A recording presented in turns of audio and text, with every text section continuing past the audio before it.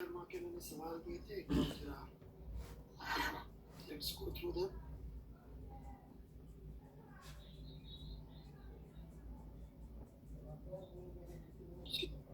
Chapter 1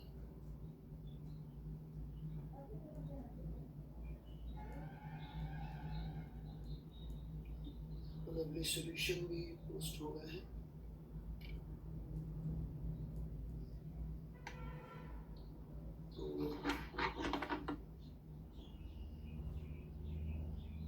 और फिर एच.सी. वर्मा का न्यूटन्स लॉ का 5th चैप्टर का 33 क्वेश्चन दिए थे, राइट? Here we go.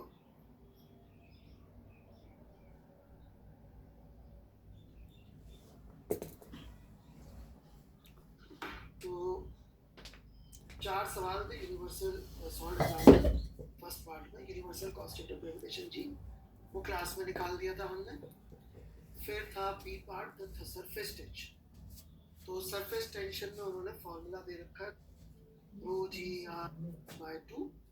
तो हमें करना कुछ नहीं था, उठा के जो है रो का मतलब जानना था। जो हो सकता है ना पता हो तो वो डेंसिटी है, रो का मतलब वो आगे पढ़ेंगे एग्जाम्पल में तो मिल जाएगा कि इट इज डेंसिटी। फिर g is acceleration due to gravity, r is radius, तो लेंथ, एच इज हाइट। ये थोड़ा सा इसमें एक प्रॉब्लम था सवाल में कि ये अपन को देके नहीं रखा, ठीक है? तो दिया होता तो बेहतर रहता। तो लेकिन वो जब एक बार पुट किया और सॉल्व किया तो बी पार्ट आ गया होगा। किसी को बी में कोई डाउट है? कितने लोग को बी में डाउट है? फर्स्ट का बी पोल में लिख दीजिए।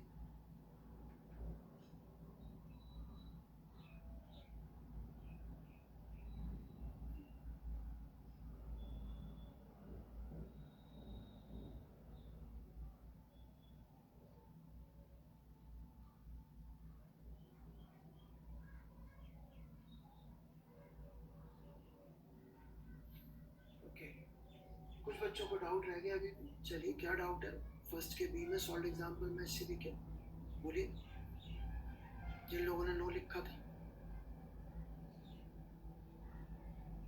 Right down your doubt.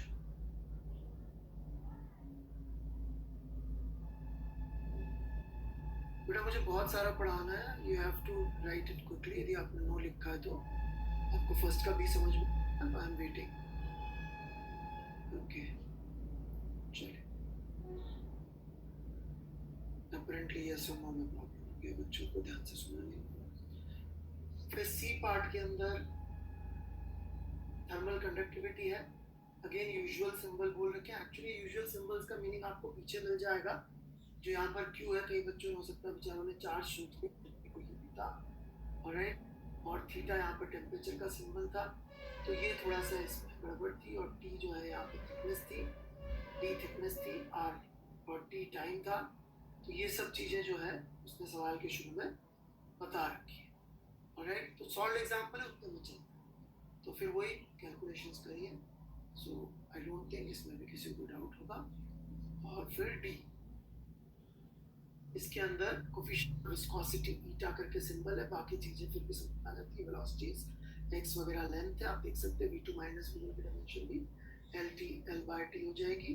और एक कोफिशिएंट ऑफ विस्कोसिटी के अलावा बाकी सबके डायमेंशन बताऊंगी। तो किसी को इन चारों में से किसी भी सॉल्व एग्जांपल में डाउट है तो यस बोलें, नहीं तो नो बोलें। Any doubts in any of the 4 examples, solved examples of the first part? If you have no doubt, just say no. If you have no doubt, just say no.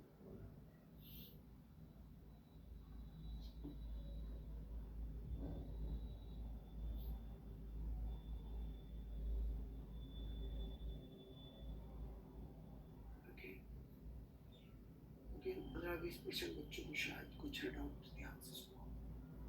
So please ask if you have a doubt. कौन से solve example में क्या doubt है? Please ask.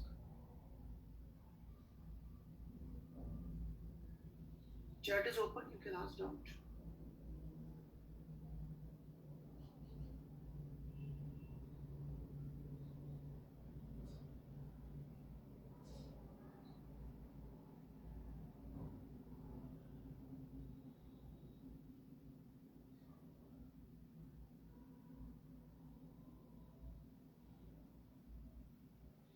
doubts in 4 solved examples?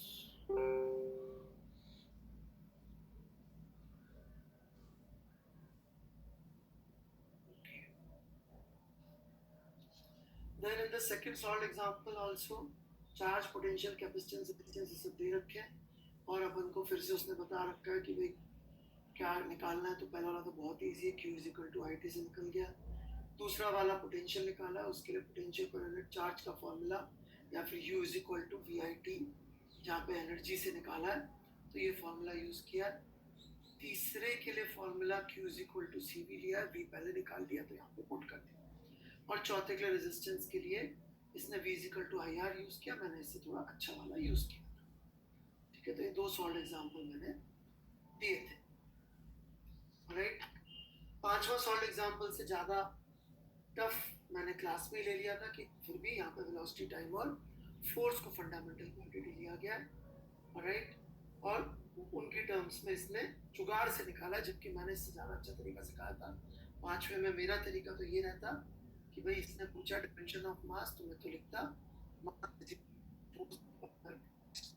Velocity की power आई और time की power z, और फिर मैं इसको सॉल्व करके निकालता। राइट, तो कुछ डिस्कस करना चाहते हैं सेकंड या फिफ्थ में तो यस कर दीजिए, डिस्कस नहीं करना चाहते हैं तो नो कर दीजिए।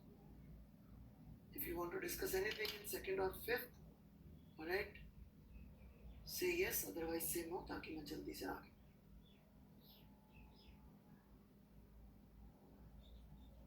Because there are many people who want to discuss few things.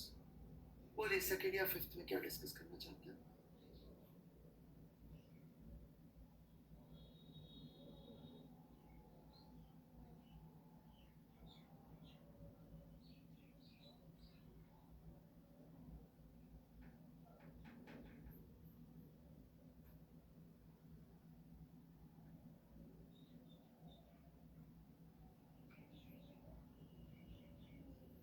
Okay,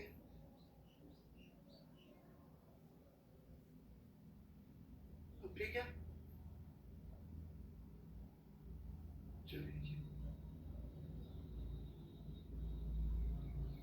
second या फिफ्थ में कुछ डिस्कस करना है तो जल्दी बोलिए, नहीं तो I would like to proceed.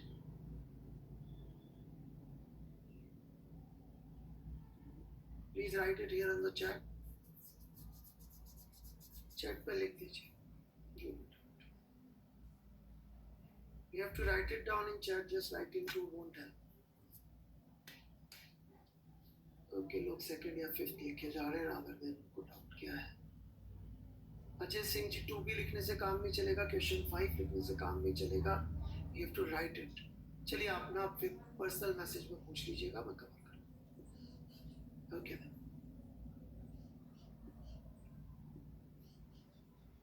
मैंने कहाँ तक दिया था, आई डोंट रिकलेक्ट। कौन कौन से सॉल्व एग्जाम्पल दिए थे? अच्छा, 1 to 10 सारे दिए थे, ठीक है। बीच वाले सॉल्व एग्जाम्पल मैंने इसलिए नहीं लिए क्योंकि मैं उसकी यूनिट्स डायमेंशंस का वो एप्लीकेशन अभी बाकी है, तो मैं पढ़ा दूंगा, ठीक है, इसलिए वो भी नहीं। They just solve example, still I am covering, ताकि कुछ छूट ना जाए, ठीक है। तो 6th के अंदर, ऑलराइट, इसमें पूछा है कि test dimensionally the equation may be correct. Now this is interesting, ये लिखा हुआ v square is equal to u square plus 2ax। now we are since familiar with this equation, हम बोलेंगे यहाँ से तो सही है। think यदि मैं इक्वेशन ये देता v square is equal to 3u square minus cube root of 13 into a into s, तो क्या ये इक्वेशन डायमेंशनली करेक्ट आती? बोल, क्या ये इक्वेशन जो मैंने नीचे लिखी डायमेंशनली करेक्ट आती? ध्यान से सुनिएगा, डायमेंशनली करेक्ट आती।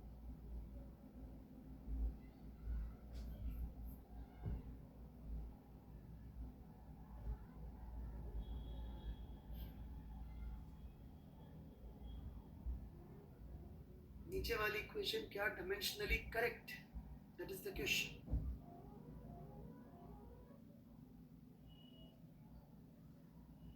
Okay, next question,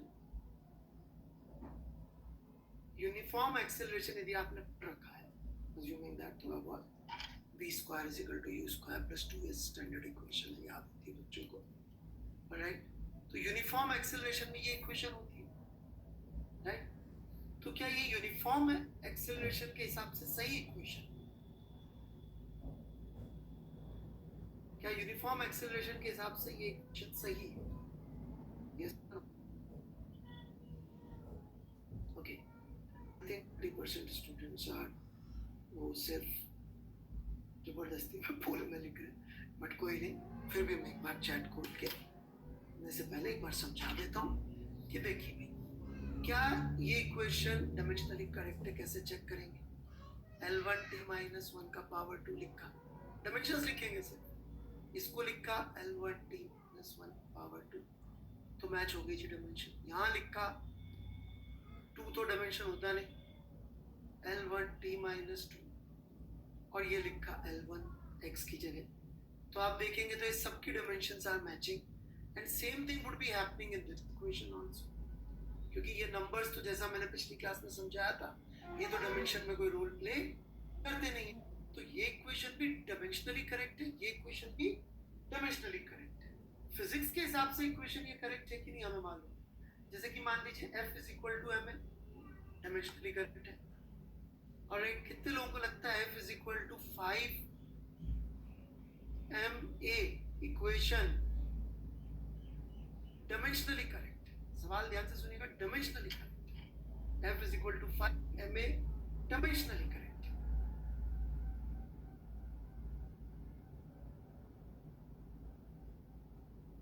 right? That's good now.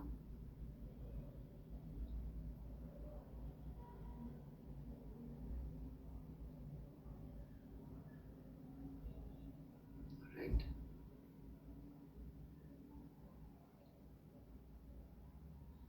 कितने लोगों को लगता है कि इनमें से एक ही सही लॉ ऑफ फिजिक्स रिप्रेजेंट करता है? राइट, इनमें से let's say this is A, this is B, law of physics, जल्दी, which is correct law of physics?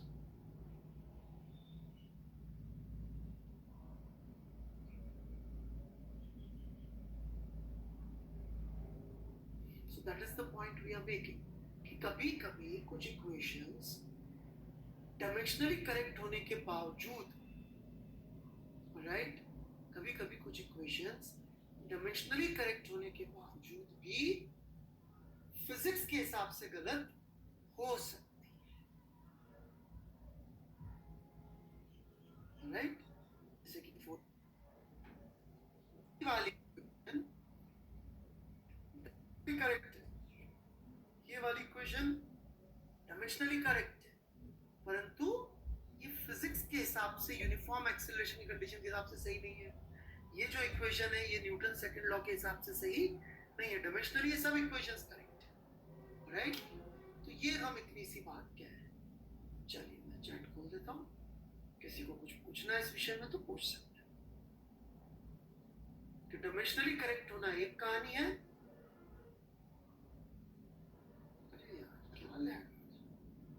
सही बच्चों को लैग,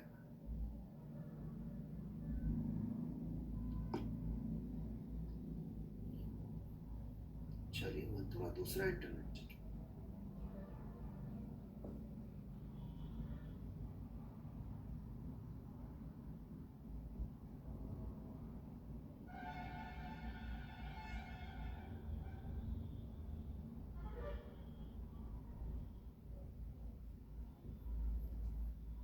अभी लगेगा कुछ, अब चेक कर लीजिए, ठीक है? कोई डाउट इस पॉइंट में?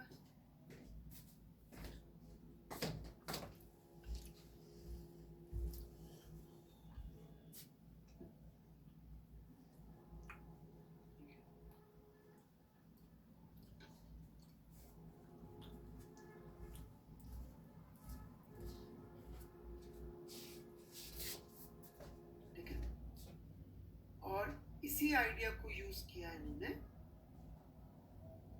फॉर वर्कड आउट एग्जाम्पल 7, इसका मैंने बहुत डिफिकल्ट वर्जन क्लास में लिया था कि इसमें इन्होंने ये एक इक्वेशन लिख के दे दी और बोला है कि भाई a plus b t plus c t plus d t square d t cube c t square d t cube dimensions निकालो। तो बहुत आसान है, सारे साइन के दोनों तरफ डायमेंशन सेम कर दिया जाए। इसी का और एडवांस वर्जन है सॉल्व एग्जाम्पल नंबर 8। उसमें क्या किया है, उसमें बोला है जो एक सेंट्रीपिटल फोर्स करके है वो इज ऑफ द फॉर्म कि भाई उसकी डिपेंडेंसी जो है मास की पावर a, वेलोसिटी की पावर b, बीचा a, b and c are numbers और r की पावर c पे, तो जरा इनकी डिपेंडेंस निकाल दीजिए। तो वो अपन ने जैसे क्लास में किया था बिल्कुल वैसे के वैसे इसको सॉल्व कर दिया। राइट, तो 7 या 8 में किसी को कुछ पूछना है तो हाँ बोल दें, नहीं तो ना बोल दें। कुछ नहीं पूछना है तो नो बोल दीजिए।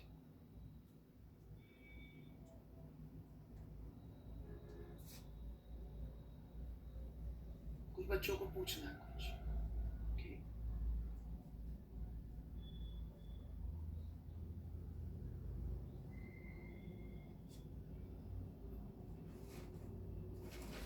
चलिए पूछिए भाई, चैट इज ओपन, क्या पूछना? 7th वाला नहीं हो सकता। You ask what do you want to ask in 7th।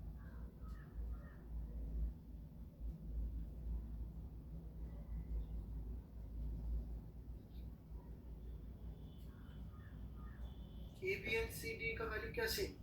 आपने, मुझे लगता नहीं सॉल्यूशन लिखा है, एक बार सॉल्यूशन लिख के मुझे पर्सनली पूछ लीजिएगा, मैं बता दूंगा। But first you need to write down. बेटा 8th लिखने से नहीं चलेगा, 8th में कौन सी स्टेप समझ में नहीं आई ये आपको पूछना पड़ेगा यदि आपने पहले से अटेम्प्ट किया हुआ है।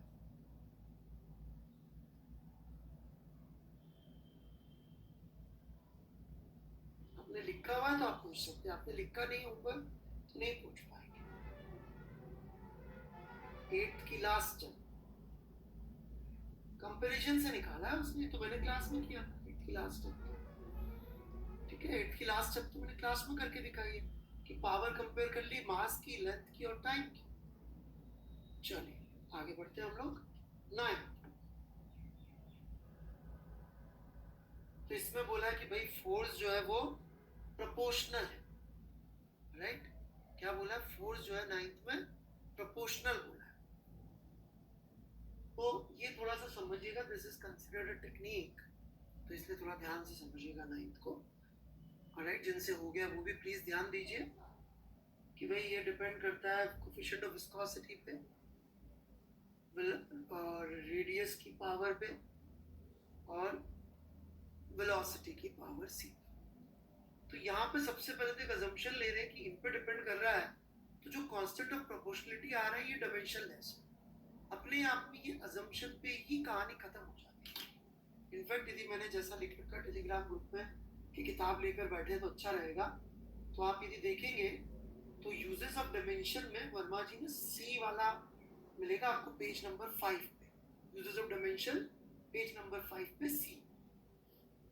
तो वहां पे लिमिटेशंस ऑफ डायमेंशनल मेथड में ये बोलते हैं कि it cannot lead us too far. बिल्कुल नीचे लास्ट वाला paragraph. First of all you have to know the quantities on which physical level depend, the method only dependence of the product type dependence को पता पड़ेगा।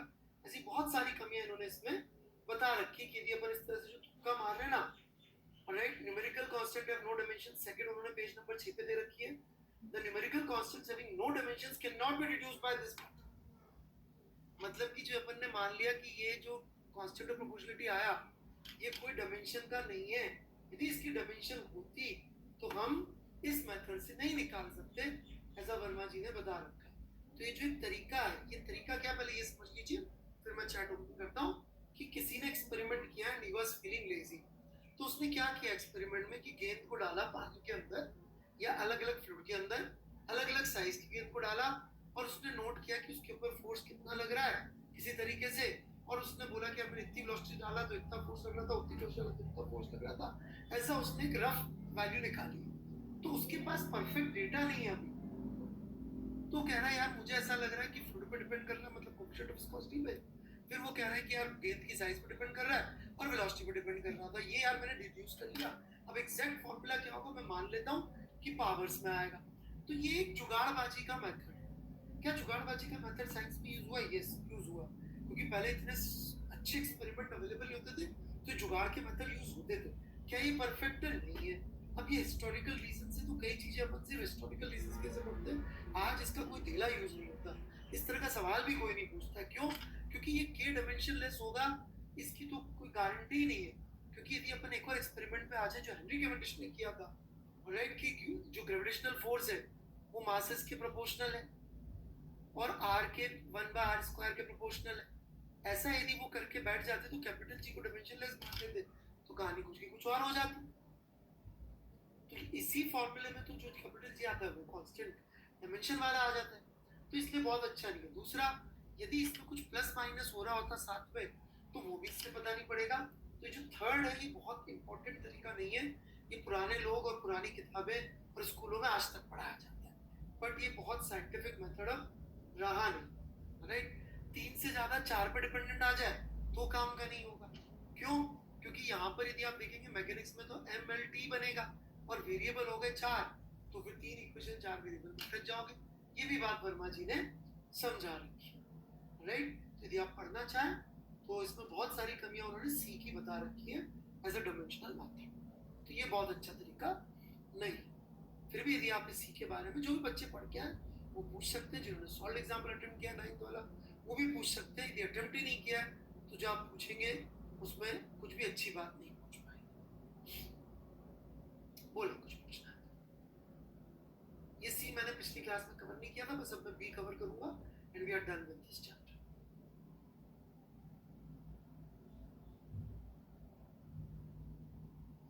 Dimension of viscosity अपन ने पहले निकाली। हाँ जी, बहुत कम आती, जेई में तो पता ही नहीं पड़ेगा आपको, पता ही नहीं पड़ेगा। जैसा आप पिछला लेक्चर सुनेंगे तो उसमें मैंने बोल रखा है कि पता ही नहीं पड़ेगा डायमेंशन का सवाल। चलिए, इससे रिलेवेंट मुझे कोई डाउट अभी तक दिख नहीं रहा है।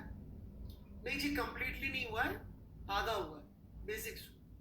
आप पुराना लेक्चर सुन लीजिए, काम हो जाए।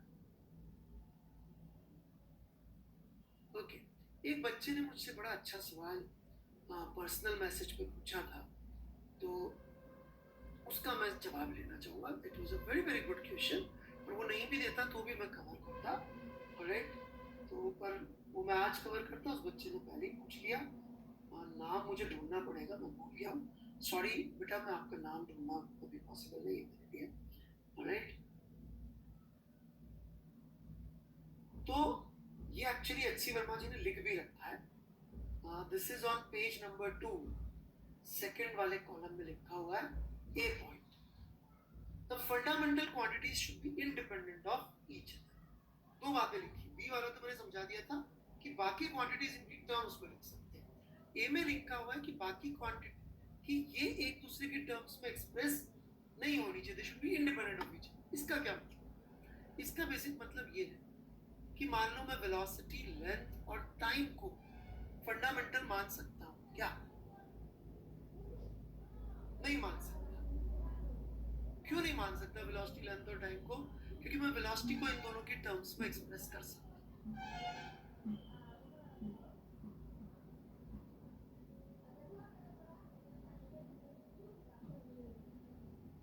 क्या मैं मास, मोमेंटम, राइट, और एक्सेलरेशन को मान सकता हूं क्या?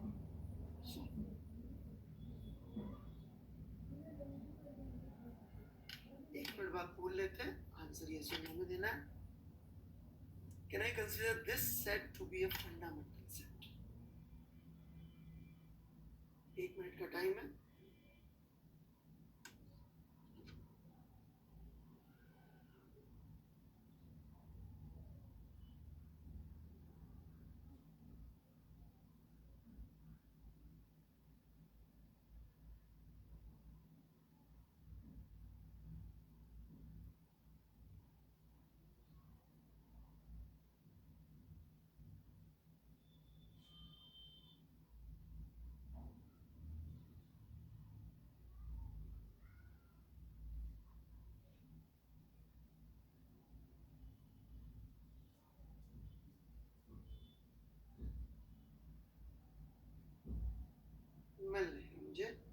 चलिए पोल, क्या मैं इनको फंडामेंटल सेट मान सकता हूँ? एम पी और ए, मास, मोमेंटम एंड एक्सीलरेशन।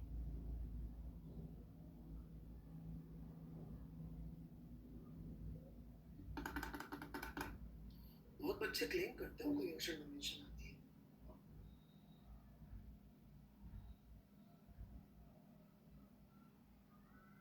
तो those who have answered no, they should be ready with a relationship where I'm able to write momentum in terms of mass and acceleration. So tell me what is x and y. Tell me what is x and y. यदि आपका answer no है तो tell me x and y.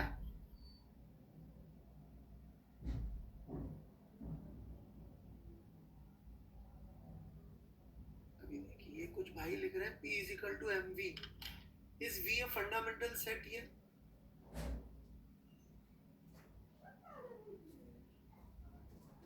v क्या fundamental का part है? तो you cannot put P is equal to mv here. Y is equal to 0. Genius. Okay, let me teach how to solve such questions. Alright? मान लेते हैं कि इनको एक दूसरे के टर्म्स में एक्सप्रेस किया जा सकता है, तो ऐसा दिखेगा। अब इनको MLT में कन्वर्ट कर लेते हैं, साथ साथ पहले लिखेंगे, बिना लिख के नहीं आएगा समझ। मान लेते हैं भाई किया जा सकता है, ये मानना पॉसिबल है, नहीं किया जा सकता ये तो मैं मान लूंगा तो फिर होगा कैसे? भाई जैसे होता है ना मेथड ऑफ नेगेशन, राइट? उसमें क्या करते हैं कि मान लीजिए मुझे प्रूव करना है फला फला आदमी जो है बुद्धू है, तो मान लूंगा लेट्स अज्यूम फला फला आदमी इज जीनियस। फिर मैं बोलूंगा ये जीनियस है तो ये जनरल रिलेटिविटी तो यूं ही समझा देता। हम बोलेंगे चूंकि नहीं समझा पा रहा है इसका मतलब हमारा अजम्पशन गलत है। That's it. तो अपन मान लेते हैं कि रिलेशनशिप है, वेलोसिटी तो है ही नहीं फंडामेंटल सेट में, यही है।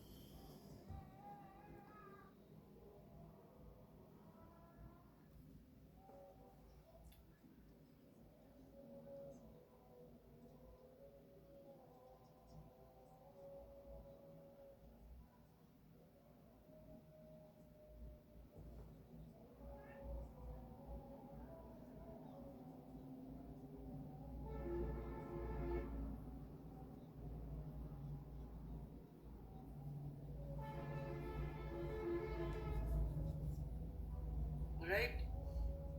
और एक्सेलरेशन को मान सकते हैं।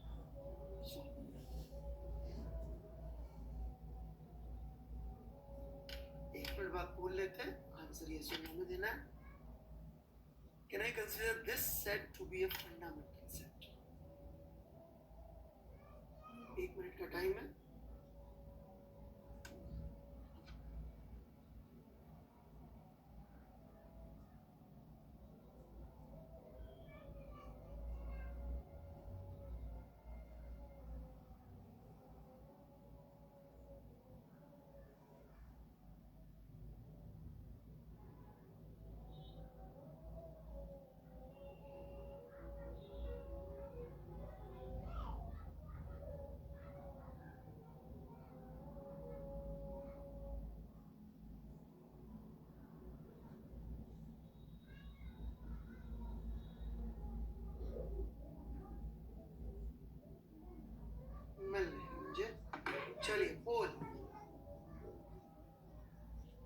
मैं इनको फंडामेंटल सेट मान सकता हूँ, एम पी और ए, मास, momentum and acceleration.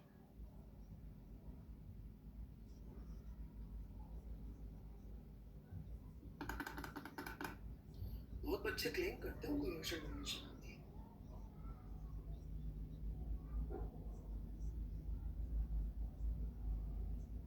So those who have answered no, they should be ready with a relationship where I am able to write momentum in terms of mass and acceleration.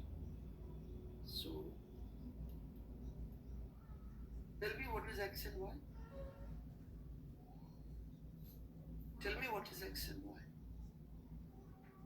यदि आपका answer no है तो tell me x and y.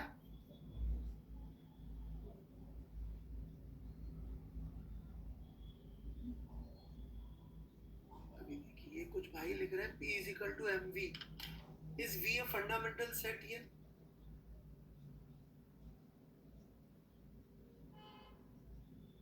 v क्या fundamental का part है?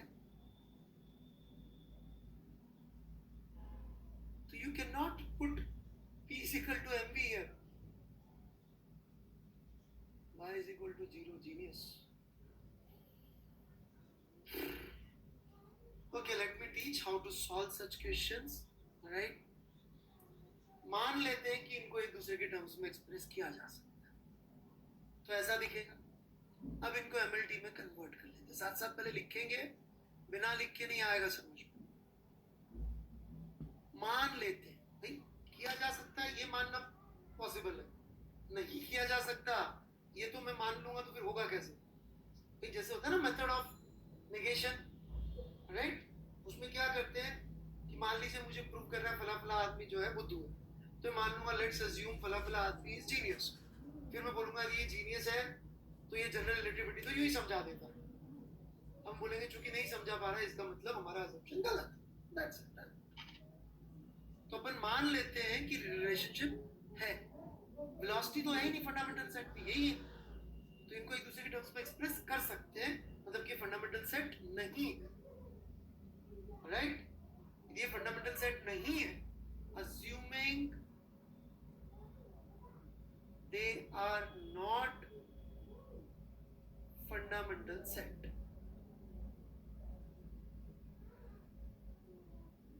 This is the equation we will get. So m का तो m ही रह जाएगा, acceleration L t minus 2 ये बन जाएगा। Now we solve these equations.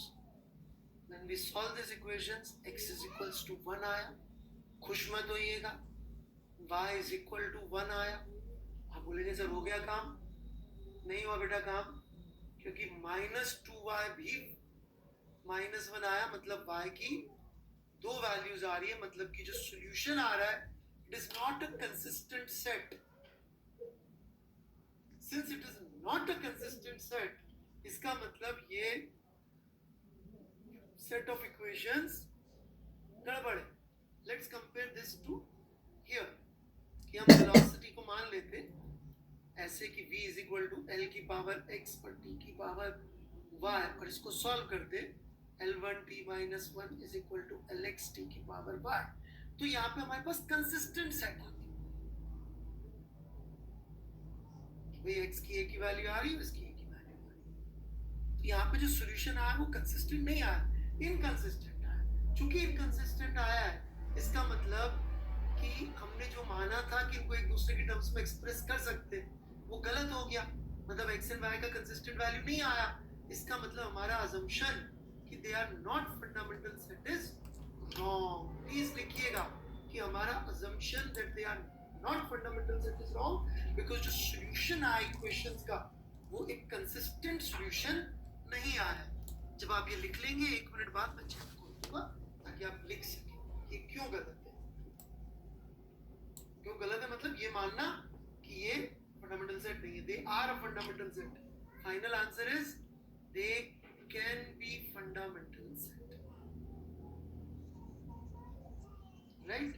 जैसे कि क्या क्या हो सकते हैं, एरिया, मास और टाइम बिल्कुल हो सकते हैं फंडामेंटल सेट, बिल्कुल हो सकते हैं। open chat. So let me see one or two sets from your side, fundamental sets, which does not include first length time, कुछ और हो उसमें, तब अच्छी तरह समझ में आ जाएगा. So chat is open for doubts. पूछो.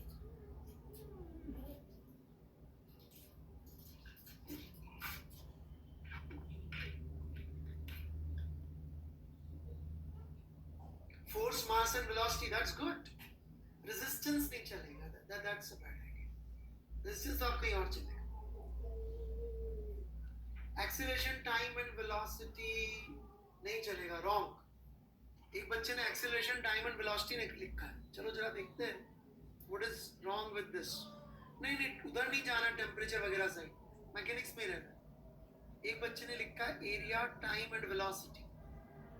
Area, time and velocity. Let's try to find out इसमें क्या मिस्टेक है. Solve it. Why it cannot be fundamental set? बहुत easy. A is area, T is time, V is velocity. कितने लोगों को लगता है फंडामेंटल सेट हो सकता है?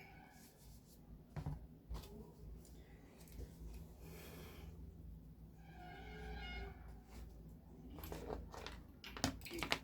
Are you ready with the answer? Relationship.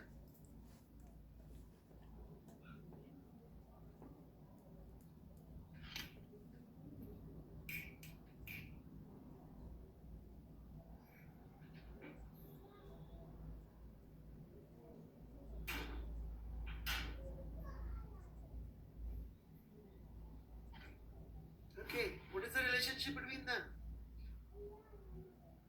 Area is area. वो भाई को नहीं सुना. अरे मैं बोल रहा हूँ भाई, किसी ने नहीं लिखा था, मैंने लिखा है. इमोशनल हो गया. चलिए देखिए, नहीं लिखा. This is L2. This is L1 T minus 1 power x. This is Ty. So this is L2 Lx P minus x plus y. So we can say that x is equal to 2 and minus x plus y is equals to 0. Hence y is also equal to 2. So that's it. So area is v square, t square and v delta.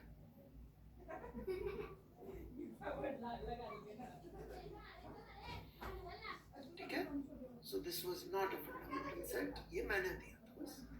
चलिए, I think this is good enough. अब हम तीसरे और आखिरी application पे जाएंगे. कुछ सबको समझ में आ गया भाई? बोल. समझ में आ गया कि यस कर दीजिएगा. ओके.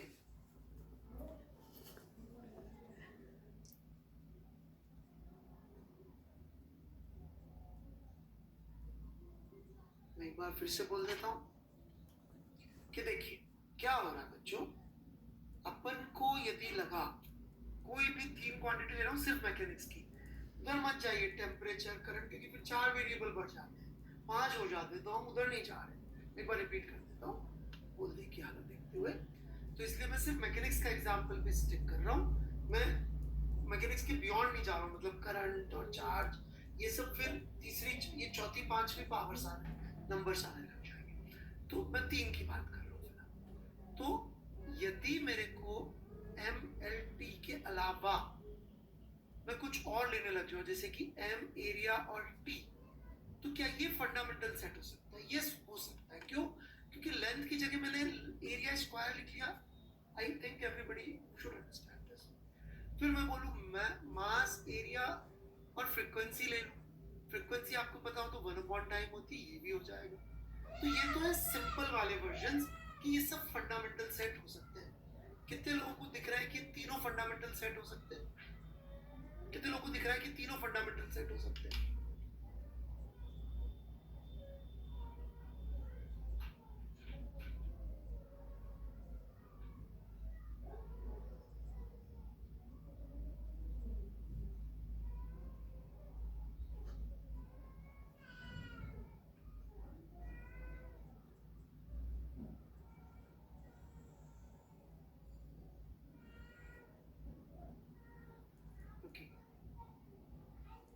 जिनको नहीं दिखा है फंडामेंटल सेट, यदि कुछ पूछना है तो पूछ लीजिए, चैट इज ओपन। सिर्फ ये 3 के बारे में पूछिए सबसे पहले, तभी मैं समझा। ये 3 फंडामेंटल, ये भी हो सकता है, ये भी हो सकता है, ये भी हो सकता है। इसमें कोई डाउट है तो यहाँ पे चैट पे आप लिख सकते हैं।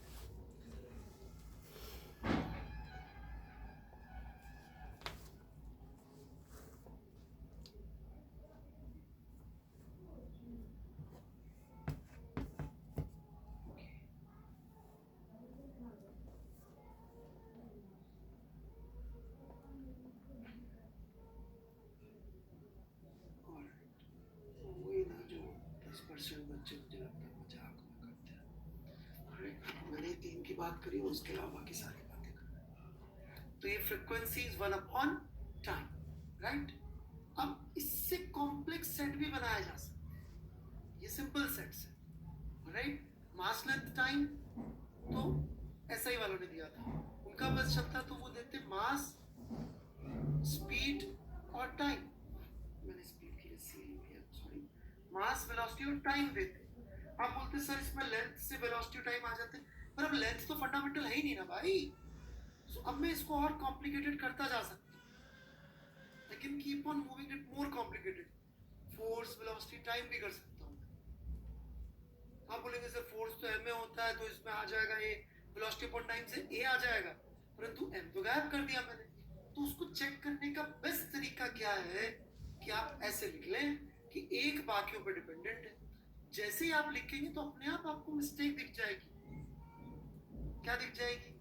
यहाँ लिखा हुआ m1 l1 t माइनस 2, यहाँ लिखा हुआ m1 m0, m तो है नहीं ना इस साइड, तो m0 l1 lx और t minus x plus y, तो 0 इज इक्वल टू 1 तो नहीं हो सकता, तो एक्सप्रेस नहीं कर पा रहे। एक्सप्रेस कर पाए तो फिर प्रॉब्लम है। एरिया, लेंथ और टाइम क्या ये फंडामेंटल सेट हो सकता है? नहीं हो सकता। क्यों? क्योंकि area is equal to L square. क्या वेलोसिटी, लेंथ और टाइम हो सकता है? नहीं हो सकता। क्यों नहीं हो सकता? अगेन वेलोसिटी को मैं लेंथ और टाइम की टर्म्स में लिख सकता हूँ।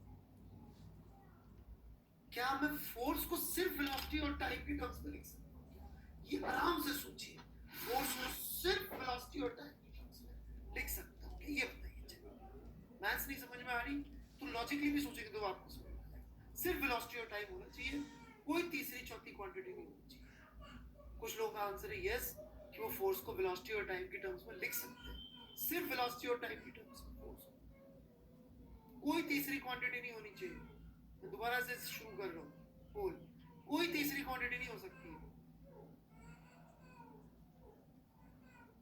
हियर वी गो, सिर्फ वेलोसिटी और टाइम के टर्म्स में लिखना है फोर्स को। लिख के देखिए कॉपी के अंदर पहले।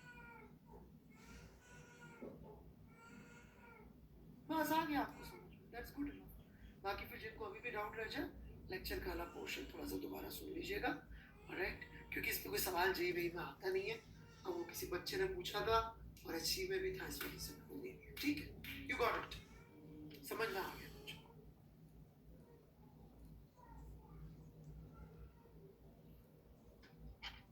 ओके, तीसरा यूज, ये भी लोग जो हैं दिल से ज्यादा करना चाहते हैं, और हम लोग टेस्ट वगैरह में तो काफी देते हैं इस पे सवाल, जेई में थोड़े से कम आते हैं इसके ऊपर सवाल, राइट, लेकिन कभी देना चाहे तो इस पे अच्छे सवाल आ जाते हैं। That is conversion of units, conversion of units. इसको देख के लगता है सर ये तो मैं दिमाग में कर लेता हूँ, उसमें क्या है। सर आपने मुझसे पूछा कि भाई मीटर इज इक्वल टू कितना है सेंटीमीटर, तो सर मैं लिख दूंगा 200 सेंटीमीटर, इसमें कैलकुलेट लेने का, ये तो सिंपल सी बात है। हाँ, यहाँ पे एक बड़ी इंटरेस्टिंग चीज है, before we begin we should be able to understand this, alright, कि एक चीज पे ध्यान दीजिएगा कि जब भी हम फिजिक्स की क्वांटिटी लिखते हैं तो दो पार्ट होते हैं, एक पार्ट होता है नंबर और एक पार्ट होता है यूनिट, ठीक है ना, नंबर और यूनिट, फिजिक्स क्वांटिटी ऐसे लिखते हैं। एक और ध्यान देने लायक बात है, मीटर और सेंटीमीटर में कौन बड़ा है?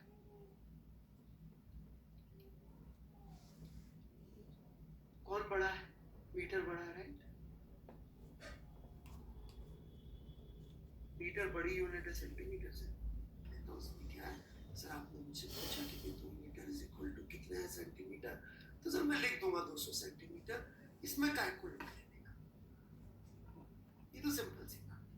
हाँ, यहाँ पे एक बड़ी इंटरेस्टिंग चीज है, before we begin we should be able to understand this, alright, कि एक चीज पे ध्यान दीजिएगा कि जब भी हम फिजिक्स की कोऑर्डिनेट लिखते हैं तो दो पार्ट होते हैं, एक पार्ट होता है नंबर और एक पार्ट होता है यूनिट, ठीक है, नंबर और यूनिट, फिजिक्स क्वांटिटी ऐसे लिखते हैं। एक और ध्यान देने लायक बात है, मीटर और सेंटीमीटर में कौन बड़ा है?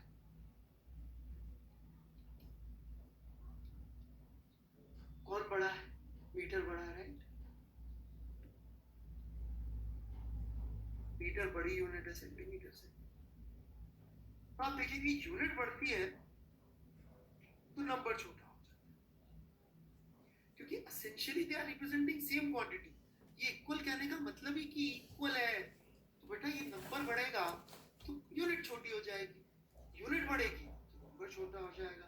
तो ये भी एक चीज है बेसिक सी, जो आप याद रखेंगे तो अच्छा रहेगा सवालों में, कि यदि हम बड़ी यूनिट पे जा रहे हैं तो नंबर छोटा हो जाना चाहिए, लेकिन कई बार वो यूनिट इतना क्लियरली दिखती नहीं, राइट, खासकर जब हम डिराइव्ड यूनिट्स में जाते हैं तो वहां पे कभी कभी क्लियरली दिखता है, तो उसके लिए डायमेंशनल मेथड अच्छा रहता है।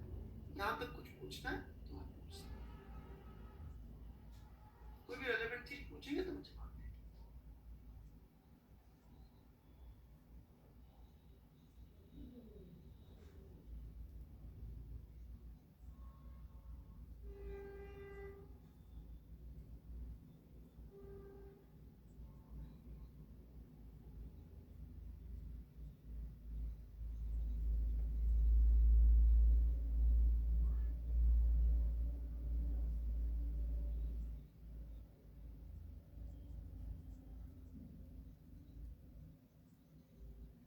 कोई रेलेवेंट सवाल मुझे नहीं दिख रहा है, तो आगे बढ़ता हूँ मैं।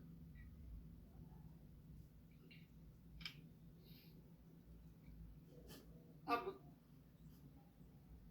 अलग अलग तरीके से चीजें करी जा सकती हैं, ओके, तो चूंकि आप लोग का मुझे तो ठीक ही लग रहा है, बात बच्चों को बातें समझ आ रही है, तो मैं थोड़ा अनकन्वेंशनल टाइप का क्वेश्चन ले लेता हूँ, ठीक है, कि एक नया सिस्टम ऑफ यूनिट्स बना है, ठीक है, जिसमें 1 यूनिट ऑफ लेंथ को कहते हैं 1 metre, which is equal to 5 metre. 1 unit of mass को कहते हैं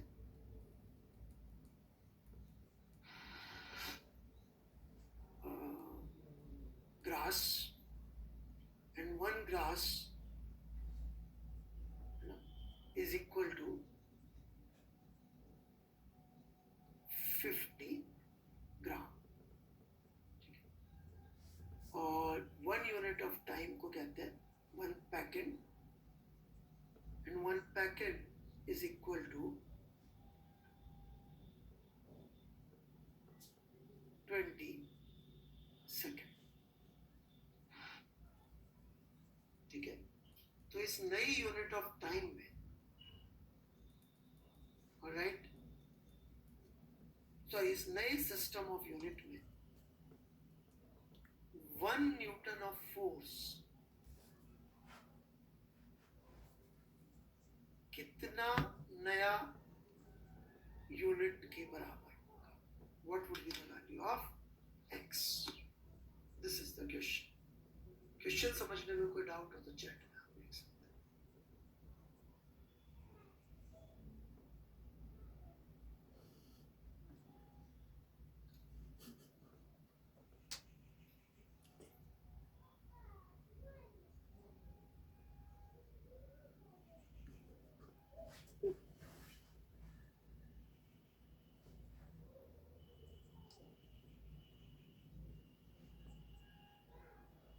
नाम है जी लीटर, कुछ भी नाम रख दिया, सेंटीमीटर तो कहीं से आ रहा,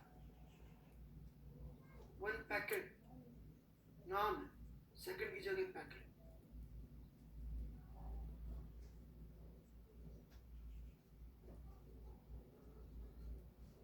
What is value of x?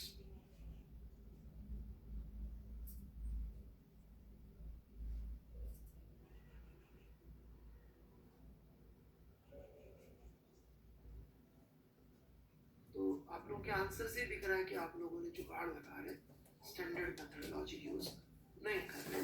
So let me teach you standard method of going for conversion. ठीक है? Standard method of conversion goes like this.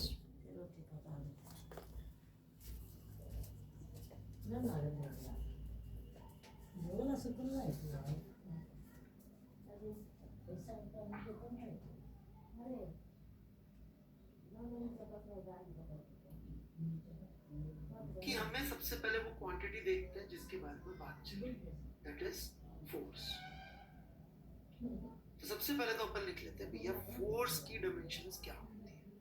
तो अपन ने फोर्स की डायमेंशन लिख ली m1 l1 t-2। सबसे पहले तो जिस क्वांटिटी को कन्वर्ट करना है उसकी डायमेंशंस लिख लीजिए। देखिए अब 1 न्यूटन SI में कितना हो जाएगा, m की जगह किलोग्राम आएगा, लेंथ की जगह मीटर आएगा, और सेकंड की जगह सेकंड, t की जगह सेकंड आ जाएगा। अब भले ही मैं इसको दूसरी यूनिट्स में एक्सप्रेस कर रहा हूं, लेकिन होगा तो बराबर तभी कन्वर्ट करेंगे। 2 metre is equal to 200 centimetre, unit different है, नंबर हमको नहीं मालूम है फिलहाल, वो निकालना। तो इस तरफ जो यूनिट आएगी फोर्स की वो भी होगी तो मास लेंथ और टाइम में, वो भी मास लेंथ और टाइम में ही होगी। तो मैं यहां क्या लिखूंगा, लीटर की पावर 1, ग्रास की पावर 1, और पीटर या पैकेट, क्या था, पैकेट था शायद, राइट। सो पैकेट की पावर -2। और एक स्टेप और लिख देता हूं मैं ताकि आपको समझ में आ जाए कि करा क्या है। बेसिकली मैं यहाँ क्या लिख रहा हूँ, 5 मीटर की पावर 1 और 50 ग्राम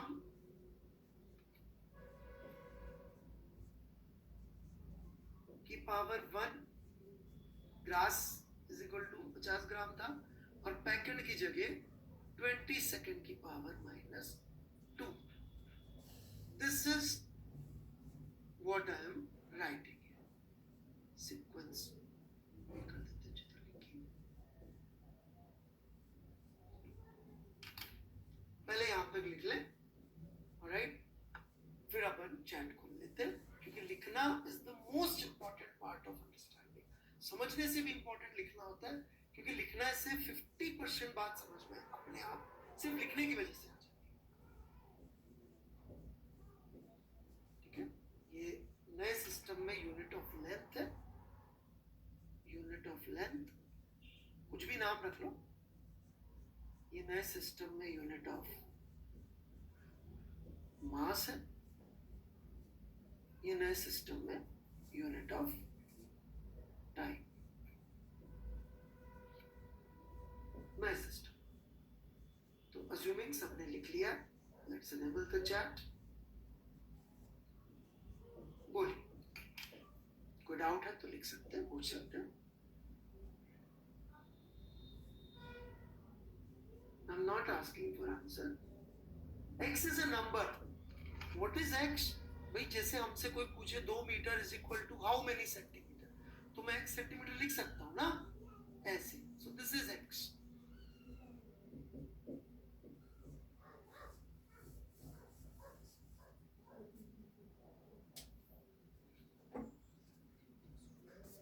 metre is equal to how many centimetre, that is X। हमसे यही पूछा गया कि नई यूनिट में 1 न्यूटन फोर्स कितने के बराबर है।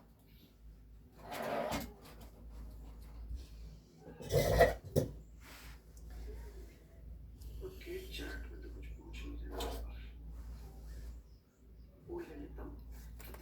यहाँ पे किस स्टेप समझ में आ गई है?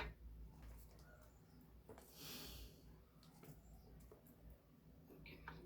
That's very good. शाबाश.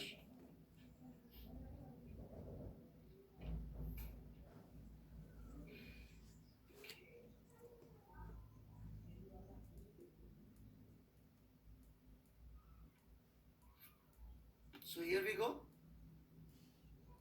सॉल्व करना है बस इसको x के लिए. That should not be very difficult. इसमें बिल्कुल अपने जुगाड़ मत लगाइएगा. आपके जुगाड़ आज काम करेंगे, मैं सवाल थोड़ा डिफरेंट भाषा में दे दूंगा, फेल हो जाएगा. इसलिए जुगाड़ मत लगाइएगा, स्टैंडर्ड मेथड ही फॉलो करना है, कुछ भी हो जाए. तो अब मैं क्या कर रहा हूँ, x को एक तरफ रख ले रहा हूँ और बाकी सबको दूसरी तरफ भेज दे रहा हूँ. x को इधर रख लिया, इसको भेजा, तो ये हो गया मीटर, 1 मीटर बाय 5 मीटर का पावर 1. फिर मैंने इसको भेजा, तो ये लिखा हुआ है 1 किलो की जगह 1000 ग्राम लिख लेता हूं मैं, अपॉन 50 ग्राम की पावर 1.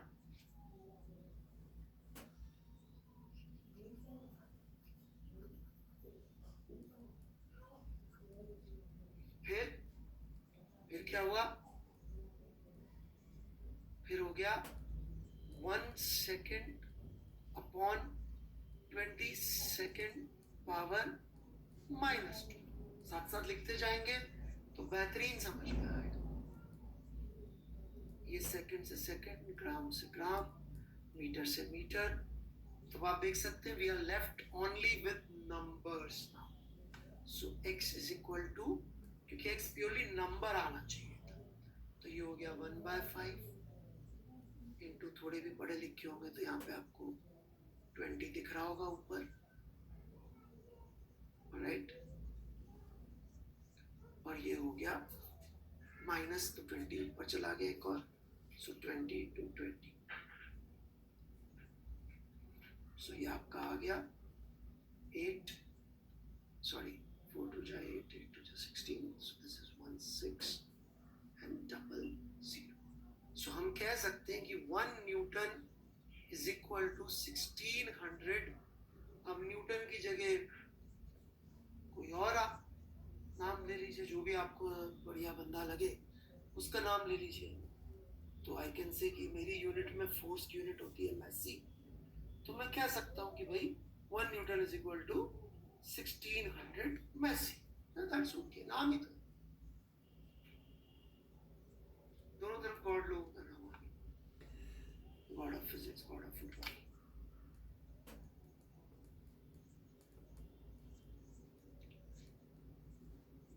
तो प्लीज कॉपी कर लीजिए.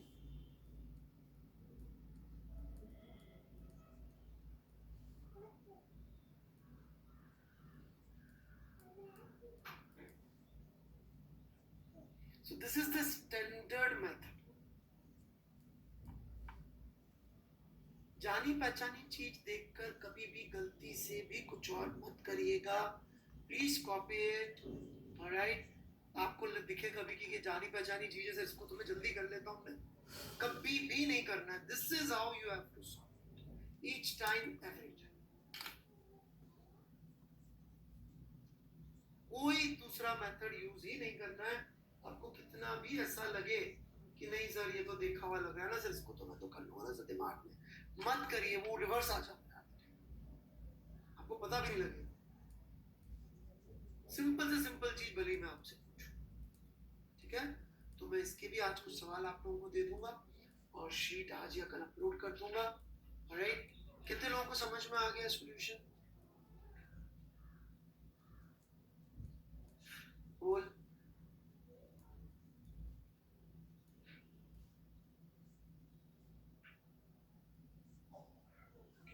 That's good, very nice, बहुत अच्छे. तो ये मैंने बिल्कुल अनकन्वेंशनल प्रॉब्लम दिया, आपको समझ में भी आ गया, बेहतरीन बेहतरीन. So we are done with unit examination now. तो अब हम लोग काइनेमेटिक्स एंड कैलकुलस दोनों पढ़ेंगे साथ साथ, ठीक है. हम काइनेमेटिक्स 1D भी पढ़ रहे होंगे और कैलकुलस भी पढ़ रहे होंगे। क्यों? क्योंकि जैसा मैंने पहले कहा था, हम फिजिक्स में मैथ्स ऑन नीड बेसिस पढ़ते हैं। हम ऐसा नहीं करते कि मैथ्स पढ़ के रख लेते फिर बाद में ढूंढते थे फिजिक्स में खाना पाएगा, नहीं। हम फिजिक्स पढ़ने पे ज्यादा फोकस करते हैं और मैथ्स जैसी जरूरत पड़ती है तब पढ़ेंगे। तो actually I am beginning kinematics, और आप देखेंगे नेचुरली मेरे को काइनेमेटिक्स पढ़ाते पढ़ाते कैलकुलस की जरूरत पड़ जाएगी। तो उससे आपको एक तो समझ में आएगा कि यार ये मैथ्स का पोर्शन कहाँ लगता है, क्यों लगता है। नहीं तो यदि मैं हवा में पढ़ाऊंगा तो हाँ होती होगी कुछ कैलकुलस लग रही है, क्यों लग रही मालूम नहीं। राइट? तो अभी आपको नेचुरली जिस बंदे ने कैलकुलस बनाई होगी उसका भी पॉइंट ऑफ व्यू दिखेगा कि अच्छा यार इसको इसलिए वेक्टर की जरूरत पड़ रही थी। जैसे आई होप मैंने अभी आधा ही वेक्टर पढ़ाया, बट जब मैंने पढ़ाया तो यू मस्ट हैव रियलाइज कि अच्छा फोर्सेस जो एक्स और वाई में होते हैं वो एक दूसरे को अफेक्ट नहीं करते एक्सेलरेशन को, इसलिए वेक्टर्स आर इंपॉर्टेंट। मैं कितना ही वेक्टर बिना फोर्स के समझाता रहता, you would have never realise आपकी वो एक मैथमेटिकल आइडिया। जबकि विश्वास करिए जितनी भी मैथ्स की चीजें यहाँ आती हैं, जो कि इनफैक्ट 60-70% ऑफ मैथ्स है 12th का सिलेबस, ये सारी फिजिसिस्ट ने बनाई। वेक्टर फिजिसिस्ट ने बनाया, कैलकुलस फिजिसिस्ट ने बनाया, राइट? इनफैक्ट कैलकुलस न्यूटन ने ढूंढा तो मैथमेटिशियंस को इतनी शर्म आई कि वो ग्रेट सर आइजैक न्यूटन को great physicist and great mathematician लिखने लगे। क्योंकि ये कहते कि ग्रेट फिजिसिस्ट ने कैलकुलस ढूंढी तो उनकी क्या इज्जत रह जाती है, आप खुद सोचो। तो उन्होंने कहा नहीं, वाज ग्रेट मैथमेटिशियन आल्सो। उसने बेचारे ने कैलकुलस ढूंढने के चक्कर में बाइनोमियल सीक्वेंस सीरीज सब ढूंढ डाली। उसके जमाने के मैथमेटिशियन सोचिए किस लेवल के रहेंगे। राइट? नकारा बिल्कुल कुछ नहीं किया। ऑलराइट,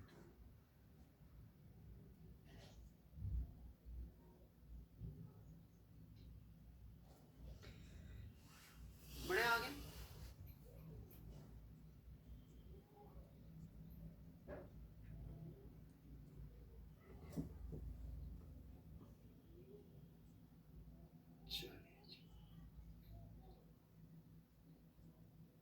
अच्छा एचसीवी का 33, एचसीवी का 33 एक ट्राई और कर लीजिए, अगली क्लास में बताया था, ठीक है? एक ट्राई और कर लीजिए। एक्चुअली उसका सोल्यूशन शायद अभी तक टेलीग्राम ग्रुप पर डाला नहीं है, मैं एक बार चाहता टेलीग्राम ग्रुप पर सोल्यूशन डल जाए फिर उसके बाद मैं उसको करूँगा। तो मैं अभी लिख लेता हूँ 2-3 टास्क बचे हुए कि टेलीग्राम ग्रुप में उसका सोल्यूशन मिल जाए और शीट भी अपलोड हो जाए। बाद में तो भूल जाऊंगा।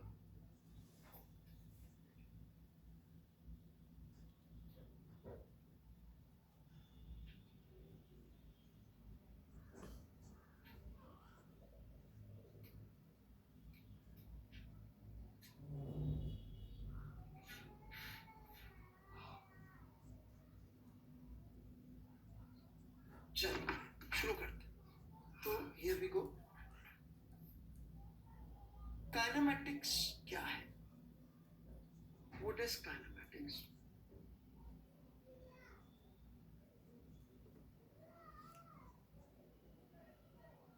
Kinematics is study of motion.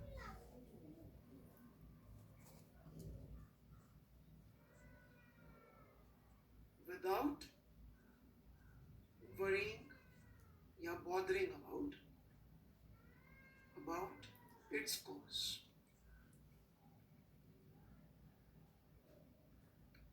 ये मोशन क्यों शुरू हुआ, क्यों चेंज हुआ, ये सब हम काइनेमैटिक्स में नहीं पढ़ते, दैट इज न्यूटन्स। लेकिन हम मोशन स्टडी करना चाहते हैं। Now please understand, when we want to study anything in science, what we need is to define parameters. We need to define parameters. Parameters क्या होता है इसमें?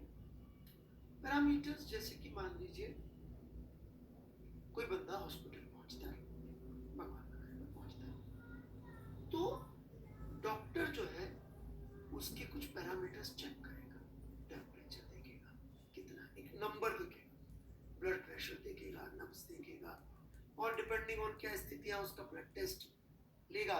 ब्लड टेस्ट में भी आप देखेंगे तो उसमें नंबर्स लिख के रहते हैं, भाई साहब इतना हीमोग्लोबिन, इतना ये, इतना फला फला, और जो भी टेस्ट हो सकते हैं सब में नंबर्स आते हैं। And by these parameters doctor is able to predict कि इसकी हेल्थ कैसी है, अच्छी है, बुरी है, सुधर रही है, बिगड़ रही है, क्या गड़बड़ हो सकती है। एंड डिपेंडिंग ऑन कि भाई कौन सा पैरामीटर गड़बड़ है, उसके अंदर और डीप में घुस के फिर उसके और वेरिएशंस को चेक करता है, राइट। तो पैरामीटर क्या है? पैरामीटर मतलब वो क्वांटिटीज या वो नंबर जिनको स्टडी करके हम सिचुएशन बता सकें कि कैसी चीज।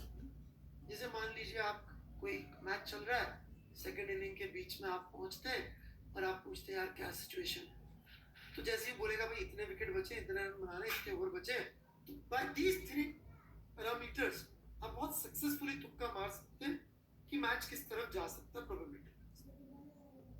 Exceptions are always there.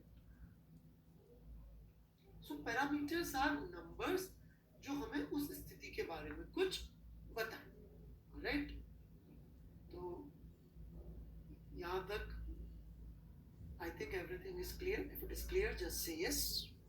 Alright. Super. तो मोशन के 5 पैरामीटर होते हैं। There are 5 parameters of motion जो बड़े लोगों ने सोच समझ के डिसाइड करके बनाए। पहला है डिस्टेंस।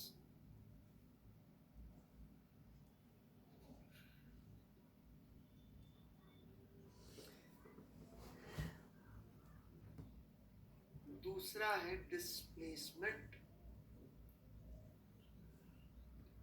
तीसरा है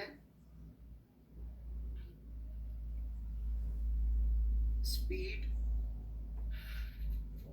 चौथा है velocity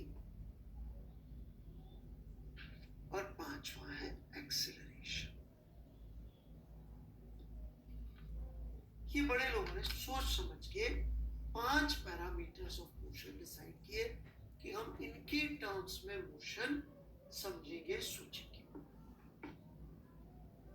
distance, displacement, speed, velocity and acceleration.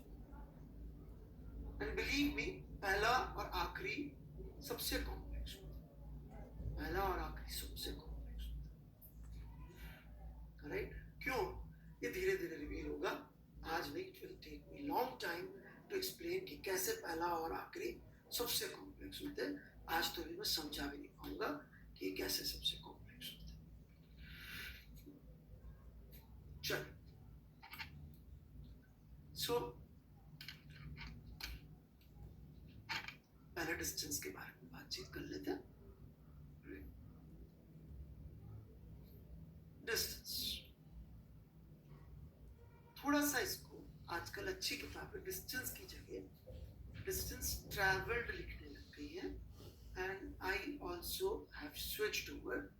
मैं भी इसको डिस्टेंस ट्रैवल लिखता हूँ ताकि ये डिस्टेंस बिटवीन 2 पॉइंट से कंफ्यूजिंग ना हो जाए। इनफैक्ट आजकल मैं सवालों में भी कोशिश करता हूँ कि डिस्टेंस ट्रैवल ही लिखूं जो नए सवाल बनाता हूँ, तो पुराने तो बहुत सारे पड़े हुए हैं तो उसमें डिस्टेंस लिखा हुआ मिल जाए।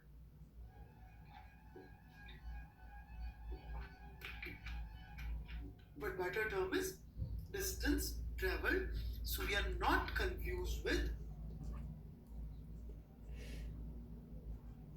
distance between 2 points.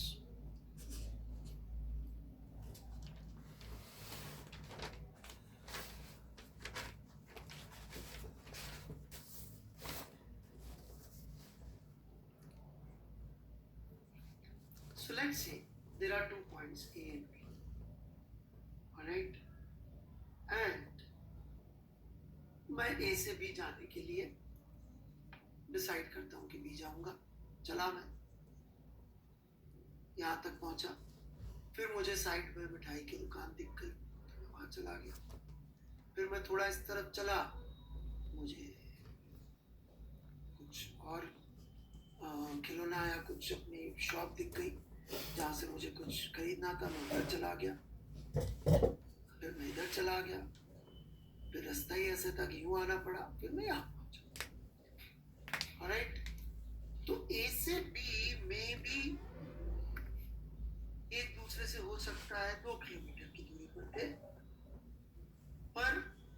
शहर में घूमता हुआ यहाँ पहुंचा हूँ, तो जो मैंने डिस्टेंस ट्रैवल किया that is not distance between A and B. Distance travelled का बेसिकली मतलब है length of path, length of path travelled.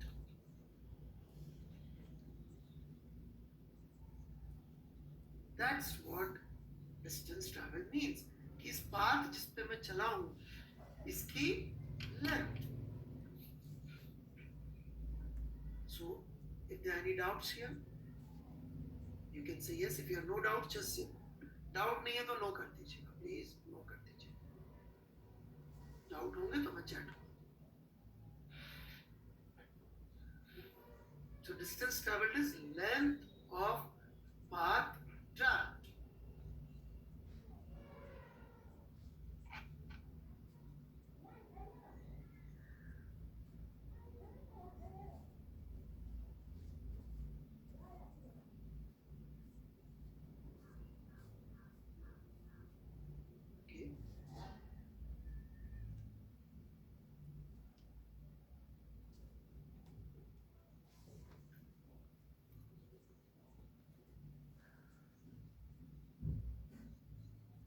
इस पार्टिकल ने ए से सी की जर्नी में कितना डिस्टेंस ट्रैवल किया, प्लीज आंसर. ए से सी की जर्नी में what is the distance travelled? Yes, very good, 11. क्यों? क्योंकि भाई जब ये गया इधर तो 4 चला, फिर वापस आया तो 4 चला, फिर और वापस आया इधर तो 3 चला, तो इसका डिस्टेंस हो गया 4 + 4 + 3 that is 11. So that's easy, right? This length of path. Alright?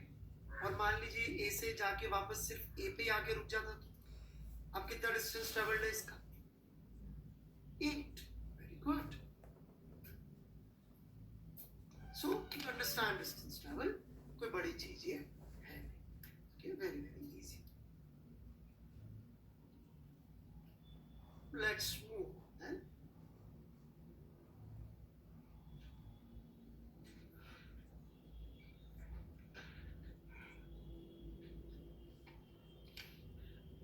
छोटी सी चीज और डिस्टेंस ट्रैवल के बारे में, कि स्ट्रेट लाइन पाथ में डिस्टेंस ट्रैवल निकालना इजी पड़ेगा लेंथ नाप नाप के. सर्कुलर पाथ में भी इजी पड़ेगा, थोड़ी सी भी आपने ज्योमेट्री पढ़ रखी है तो. Length would be r theta. How many types of path are there?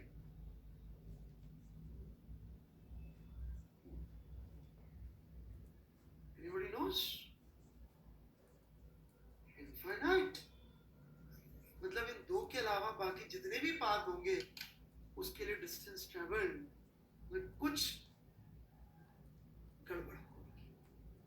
यदि आप ये मान के बैठे कि सब स्ट्रेट लाइन और सर्कल पाथ ही चल रहे होंगे, so that is the hint why distance traveled is actually very complex, because the path is neither straight line nor circle. Alright, you are going to miss it. In fact, straight line में गलतियां तो मैं करवाऊंगा आपसे, ये तो अभी से मैं कह रहा हूँ, विद चैलेंज कह रहा हूँ कि स्ट्रेट लाइन में आप डिस्टेंस ट्रैवल करेंगे. राइट, स्ट्रेट लाइन और सर्कल के अलावा हमको इजीली किसी और कर्व का लेंथ निकालना आता है क्या? Do we know that?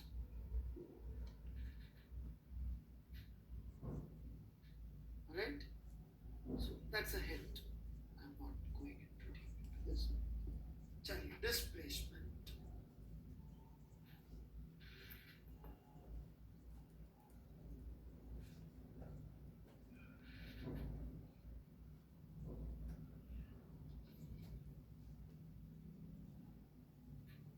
Displacement is the second variable, right?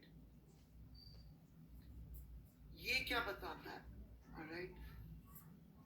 Displacement is defined as change in position vector.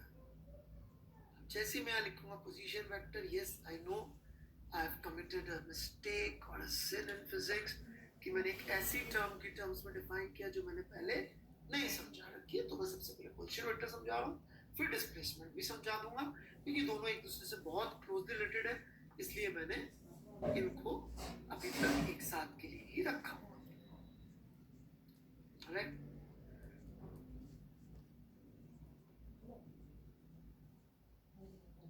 let's say this is my x-axis, this is my y-axis, this is origin, right, and देखिए चार मुंह रख लेगा तो देखिए केना का छेद करके खाओगे। this तीन is गो फीस रख लेगा मछली A. तीन जगह। and this is B. हंसुआ ये पॉइंट A है, तो छेद करके खाओगे ये पानी पॉइंट B है। Alright, and let's say हम इसको बोलते हैं this is R2, generally position vector के हम R सिंबल यूज करते हैं। ये पोजीशन वेक्टर R2 है, ये position vector R1। HC Verma ji इसको कई बार OB वेक्टर भी लिख देते हैं और R1 को OA वेक्टर भी लिख देते हैं। ये दोनों तरीके, O से A की तरफ जाता वेक्टर, O से B की तरफ जाता वेक्टर। ओरिजिन से आपकी लोकेशन की तरफ directed vector is known as position vector. Origin से आपकी पोजीशन की तरफ directed vector is known as position vector. इसी भाषा में हिंदी में लिख लीजिएगा, पोजीशन वेक्टर क्या होता है? ओरिजिन से लोकेशन तक की डायरेक्शन वाला वेक्टर। ये पहले लिख लीजिए। ऑलराइट, कोई डाउट है तो मैंने चैट ओपन कर दिया। ओरिजिन से आपकी लोकेशन की तरफ directed vector is called position vector.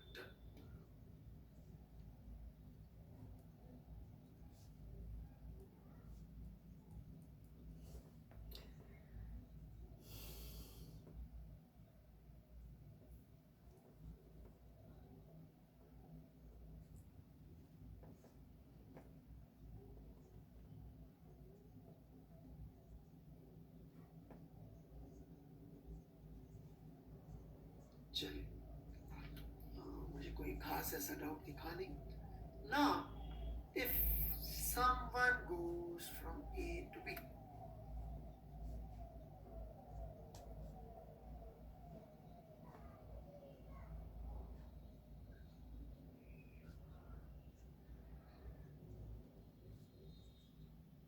क्या इसका डिस्टेंस ट्रेवल निकालना आसान?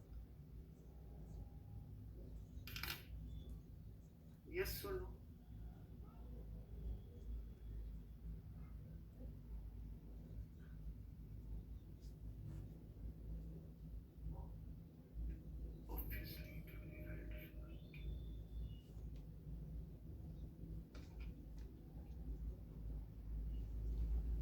डिस्प्लेसमेंट वेक्टर के लिए हम ये सिंबल यूज करते हैं and it says change in position vector. Change मतलब क्या? Final position vector minus initial position vector.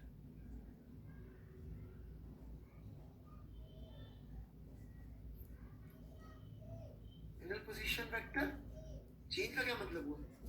Final minus initial, that's the definition of change. Final position vector minus initial position vector. मैंने आपको बता रखा है कि इसको आपको कैसे सोचना है। इसको सोचना है R2 vector plus minus of R1 vector. तो ये मैंने ग्रीन से माइनस ऑफ R1 वेक्टर बना दिया।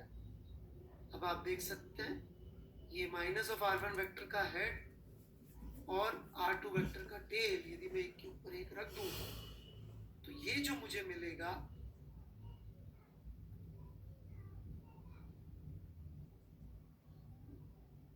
this is displacement।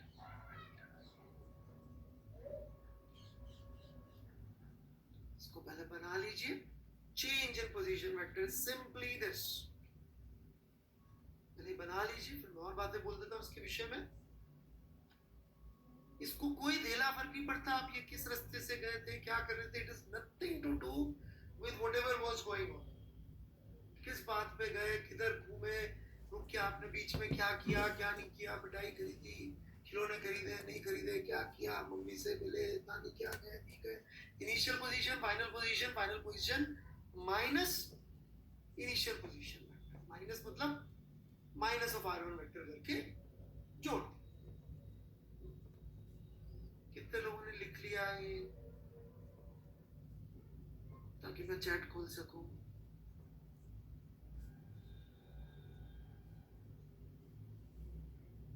डायग्राम बना लिया ना भाई? चलिए, जिन्होंने नहीं बनाया मैं 1 मिनट और वेट कर लेता हूँ ताकि डायग्राम बना ले, और फिर जो कंक्लूजन्स है वो बोलने से पहले मैं चैट खोल लूं।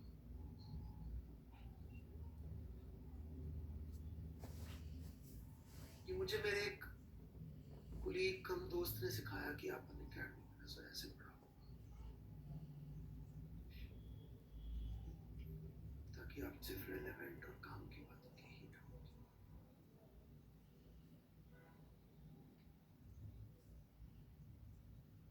Any doubts?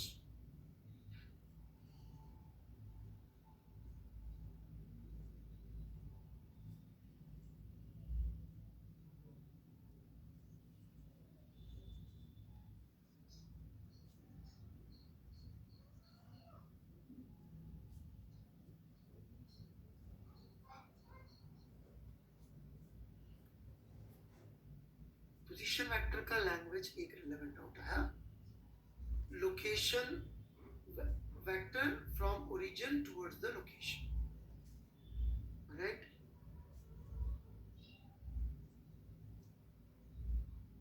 Vector from origin towards the location. Negative क्यों मैंने बोला था, एक बार फिर से बोल देता हूँ, एक डाउट और दिखा मुझे रेलेवेंट कि मैं नेगेटिव क्यों, क्योंकि चेंज बोला है, चेंज, राइट? मान लीजिए आपकी हाइट आपने नापी 5 फुट 8 इंच आई, पिछली बर्थडे पे वो 5 फुट 4 इंच थी, तो कितने चेंज हुई? कितनी चेंज हो गई भाई? 4 इंच बढ़ गई। चेंज कैसे निकालते? Final minus initial, that's it. चलिए, so what are the things we observe different in distance and displacement? क्या क्या डिफरेंट बातें हैं डिस्टेंस और डिस्प्लेसमेंट में? What are the differences? Number 1,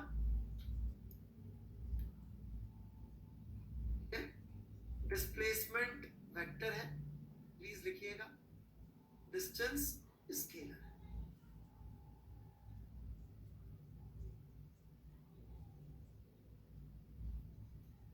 ठीक है, नंबर 1 ये वेक्टर है और ये स्केलर है। ठीक है, मैं सब कुछ नहीं लिख पाऊंगा यहाँ पे, इसलिए आपको खुद ही लिखना पड़ेगा। सेकंड डिफरेंस, स्केलर मतलब डायरेक्शन का कोई सेंस का मतलब नहीं। इट इज लाइक गाड़ी में कितना पेट्रोल खर्च हुआ, डिस्टेंस से हमें क्या मालूम पड़ेगा गाड़ी में कितना पेट्रोल खर्च हुआ? मान लीजिए घूम फिर के बंदा वापस यहीं आ जाता है इतने बड़े रास्ते से, तो क्या गाड़ी में 0 पेट्रोल खर्च होता? नहीं, वो लेंथ ऑफ पाथ पे डिपेंडेंट है, राइट? दूसरा, ये सिर्फ इनिशियल एंड फाइनल पोजीशन पे डिपेंडेंट है, जबकि ये पाथ पे डिपेंडेंट है, पाथ डिपेंडेंट है।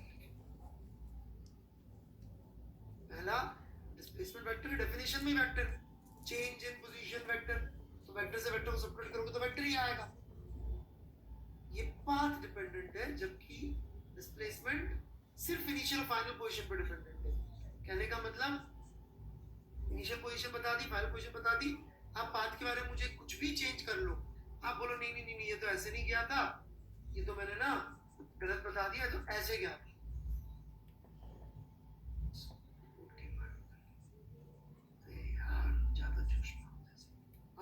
ऐसे गया था, तो भी मेरा डिस्प्लेसमेंट सेम रहेगा परंतु डिस्टेंस चेंज हो जाएगा। राइट? दोनों में किसी में कोई डाउट है? दोनों पॉइंट्स में डिफरेंसेस में डाउट है तो यस कर दे, डाउट नहीं है तो नो कर दे।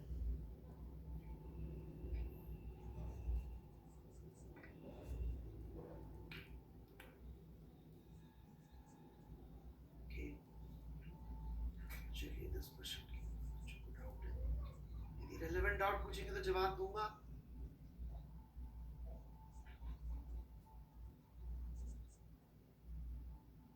जिस बच्चे ने कभी एक भी रेलेवेंट डाउट पूछा, यदि मैं उसके डाउट्स को आगे नहीं देख पाऊं तो समझ जाइए।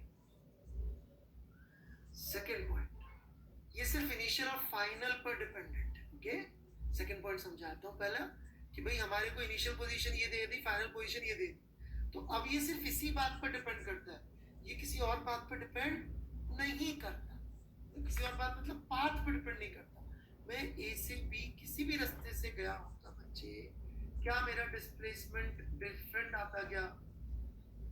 यदि मैं ए से बी किसी और रास्ते से गया था तो डिस्प्लेसमेंट सेम आएगा।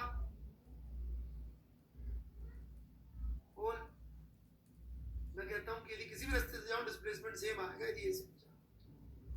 कुछ लोग का कहना नहीं नहीं आएगा। चलिए भाई, इतने सारे बच्चे,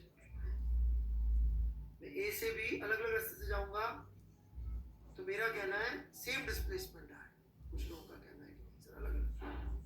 राइट, चलिए इनसे बात कर लेते हैं। बोलिए बच्चों, गो अहेड प्लीज।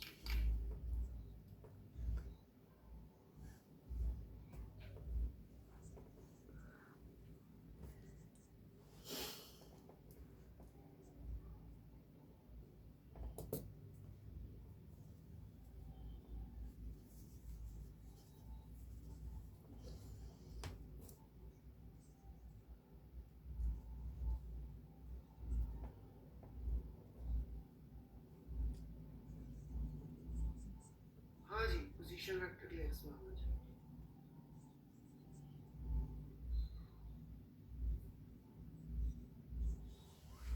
और कोई डाउट?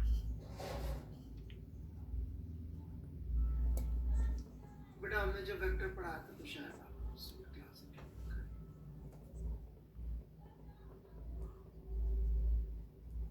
ये डिस्प्लेसमेंट जीरो हो सकता है क्या? वेक्टर तो बेटा डायरेक्शन पे डिपेंडेंट होगा ना। यदि बंदा घूम फिर के वापस यहीं आ जाएगा तो डिस्प्लेसमेंट कितना होगा? जीरो हो जाएगा।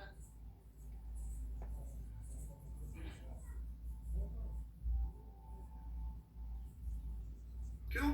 What is final position vector? r1। What is position vector? r1। तो final minus initial r1 r1 करो तो जीरो हो जाएगा। इसमें कौन सी बड़ी बात?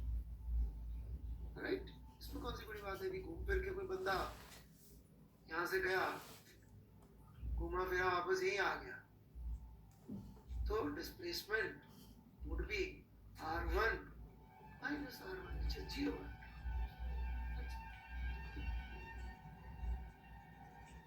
चलिए, तो मेरे ख्याल से जो भी रेलेवेंट डाउट्स पूछे बच्चों ने, मैंने उनके जवाब दे दिए।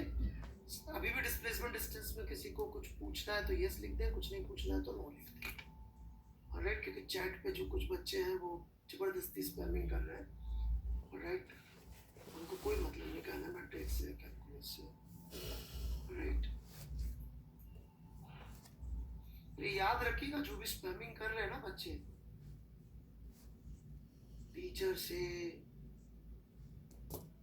पंगा ले रहे हैं। राइट, 2 साल में कितनी बार मुझे जरूरत पड़ेगी, उस समय यदि मैं बिजी हो गया किसी और काम में, या मुझे किसी और बच्चे का डाउट दिख गया इम्पोर्टेंट, तो बुरा मत मानिए, है ना? बुरा मत मानिए, मुझे इतना सा क्या हो जाता है कभी कभी, 10 बच्चे डाउट पूछ रहे हैं तो कोई एक का डाउट उठा पाऊंगा मैं, तो शायद आपका डाउट ना दिखे मुझे, क्योंकि दिमाग में कहीं ना कहीं रजिस्टर कर लिया कि ये बच्चा तो फालतू बातें करता है। वो भी ह्यूमन नेचर, इसमें कोई कुछ नहीं कर सकता। इट इज नॉट कि मैं कॉन्शियसली कोई दुश्मनी पाल रहा हूँ आपसे, वो सब कॉन्शियसली दिमाग रजिस्टर कर लेता है कि यार ये नाम दिखते ही ये बंदा काम की बात नहीं। वो खुद ही आप अपने लिए गड्ढा खोद रहे, खुद ही आप अपने लिए गड्ढा खोद रहे और कुछ नहीं होता। क्योंकि यदि आपको सही फिजिक्स पढ़नी है कॉन्सेप्चुअली कि यार ये क्या होता है, जब भी कोई डिफिकल्ट चीज आएगी, एंगुलर मोमेंटम, मैं चैप्टर से नाम बताता हूँ, एंगुलर मोमेंटम, रेडिएशन की थ्योरी से ही, मॉडर्न फिजिक्स, एनर्जी कब अप्लाई करनी है नहीं करनी है, alright, electromagnetic induction, wave optics के अंदर 2 से ज़्यादा सोर्सेज का इंटरफेरेंस, तो पूरे देश में 2-4 ही लोग हैं जो ये चीज़ें पूरी तरह से समझ के समझा सकते। तब देखेंगे, कोई बात, आज आपका टाइम है, कल मेरा टाइम आएगा। सो बिवेयर ऑफ स्पैमिंग। ब्लॉक भी नहीं करूँगा, this is the worst I can. Blocking से बुरा होगा, जब जरूरत पड़ेगी तो शायद ध्यान नहीं देगा। करेक्ट, जितना चाहे सॉरी लिख लीजिए,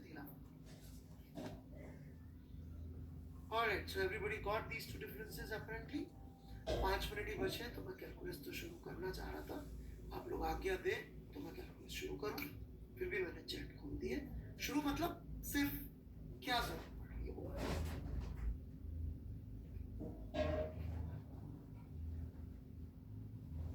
एटलीस्ट दिमाग में प्रॉब्लम तो रहेगी वो सिर्फ शुरुआत, ठीक है। चलिए तो अरे एक बच्चा जीरो वेक्टर के बारे में बात करना चाह रहा है, बिल्कुल बेटा दोबारा लिखना, बाकी don't nobody right please, nobody right. एक बच्चा जीरो वेक्टर के बारे में बात करना चाह रहा है, मैं उसको आंसर देना चाहूंगा। Please nobody write except the guy who wrote about zero vector. अच्छा y arrow on zero, okay, चलिए this is very interesting, so let's talk about this is very interesting. देखिए मैथमेटिशियंस जो है ना, राइट, जैसे मैं बोलता हूँ ना मैथमेटिशियंस, तो कई लोगों को तो पहले से एक्सपेक्टेशन आ जाती है कि सर ये फिर किसी की वाट लगाने वाले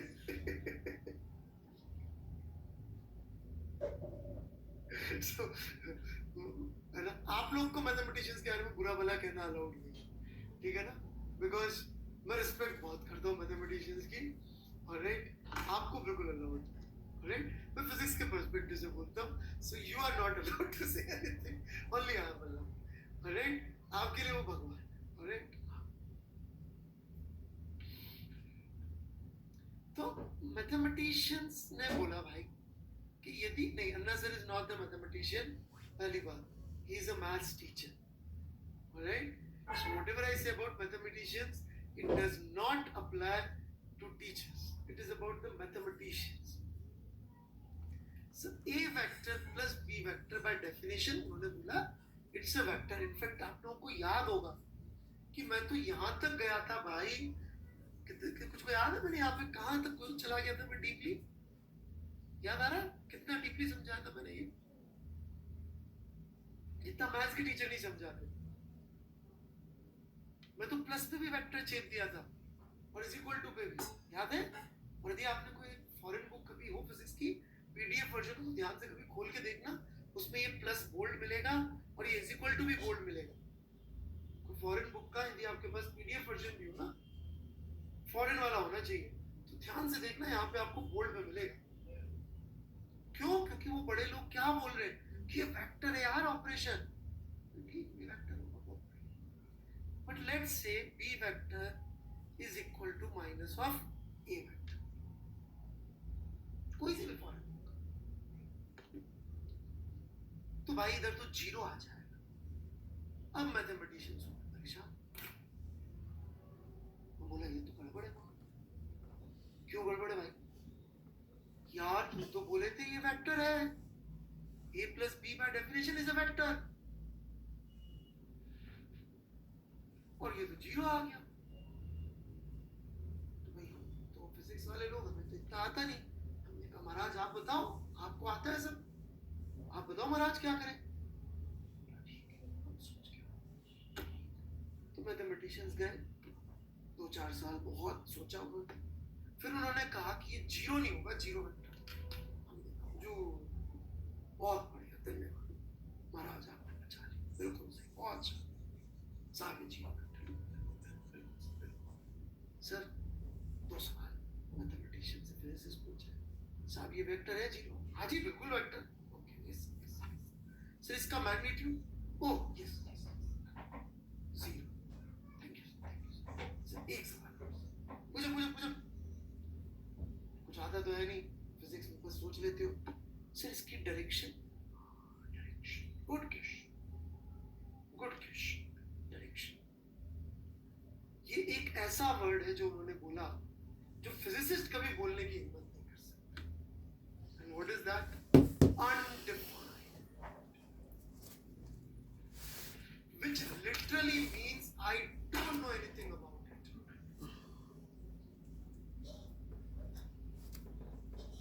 बट जब मैथमेटिशियन अनडिफाइंड बोलता है तो वो इज्जत से बोलता है।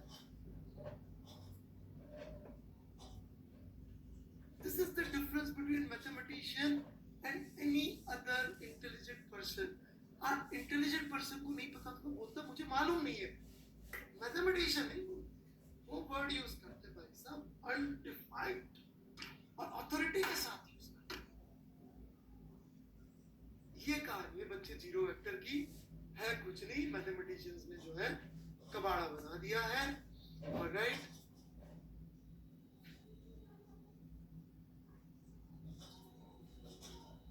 एटीट्यूड की बात है, बिल्कुल एटीट्यूड। मैं बोल रहा हूँ ना अनडिफाइंड, मैं बोल देता डायरेक्शन इज अनडिफाइंड, हट, मैथमेटिशियन ने बोला अनडिफाइंड। जबकि इसका मतलब ये मुझे नहीं आता। आप और हमसे कुछ नहीं होता तो हम क्या कहते हैं? आप और हमसे कुछ नहीं होता तो हम क्या कहते हैं? नहीं आता। मैथमेटिशियन क्या कहता है उसे नहीं आता तो? अनडिफाइंड। बस ये जीरो वेक्टर आ गया समझ में?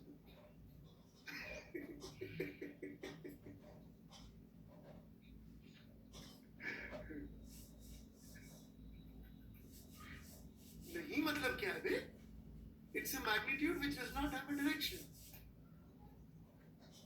I love mathematics, but since I love, I can joke about it.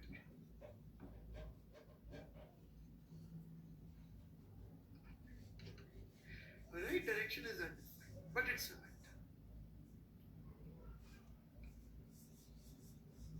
नहीं चेतन जी, वो ये नहीं कह रहे डायरेक्शन नहीं है ना, ना ना ना ना ना ना, ये नहीं बोल रहे डायरेक्शन नहीं है, वो बिल्कुल गलत है।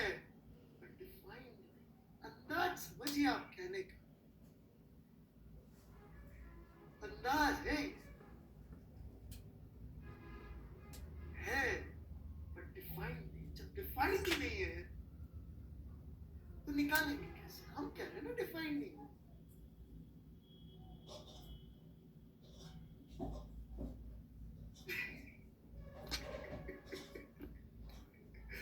चलिए जी, होमवर्क मैं दे दूंगा, don't worry, I put it on